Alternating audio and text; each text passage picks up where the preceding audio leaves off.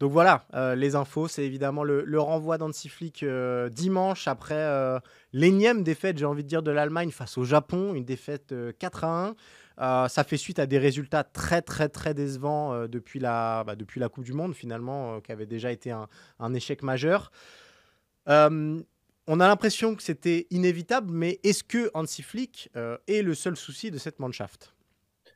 C'est un élément qui a posé problème parmi d'autres, évidemment. On peut parler du terrain, on peut parler des joueurs, on peut parler de l'environnement administratif, logistique, donc de la fédération aussi au-dessus d'Hansi Flick. Mais oui, il a été l'un des problèmes et il a précipité sa chute si on veut résumer les choses, en n'ayant pas de plan B en quelque sorte. Ok.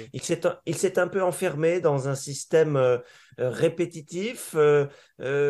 Face à certaines équipes qui sont regroupées souvent contre l'Allemagne, qui est quand même très offensive, il est tombé dans une impasse. Aujourd'hui, alors qu'il y avait encore 20-25 tirs par match, souvent l'année dernière, il n'y a plus ces chiffres-là. Ok. Et donc, ce qui faisait une des grandes forces de la Mannschaft, c'est-à-dire cet allant offensif, a disparu aujourd'hui.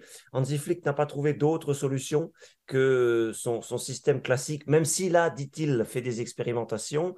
Cette impasse-là, le fait que ça ne progressait plus, qu'on ne trouvait plus de nouveaux horizons sur le terrain, a fait que il a dû rendre son tablier et que la fédération s'est résolue à le faire partir et à essayer de donner un nouvel élan dans les prochains jours.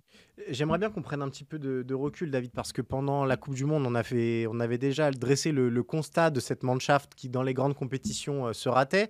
Mais l'Allemagne, cet été, a connu aussi, dans toutes les autres compétitions qu'elle a disputées, de vrais soucis. Coupe du Monde féminine, l'équipe a été sortie en poule alors qu'elle était finaliste du dernier Euro. Il y a eu cet Euro Espoir où les espoirs ont été éliminés en poule également. Est-ce qu'il n'y a pas un trou générationnel et de manière générale un football allemand qui rentre dans le rang de manière plus globale? C'est ça l'analyse qui se fait actuellement de l'autre côté du Rhin? Oui, sans vouloir absolument faire de parallèles trop, trop précis, trop rapprochés entre les féminines et les messieurs, même si cette sortie de route des dames les a remises un peu en place parce que en Allemagne, on imaginait l'équipe nationale féminine parmi les favorites Ouais. d'un gros tournoi parce qu'elle en a gagné tellement que forcément on la met dedans un peu automatiquement, mais les filles sont retombées un peu de haut parce qu'elles se sont aperçues que des adversaires féroces, notamment entre autres sud-américains, Mm. leur poser des problèmes insolubles. Et ça, on peut faire un parallèle avec les messieurs. Aujourd'hui, on ne reconnaît plus l'équipe nationale de football allemande.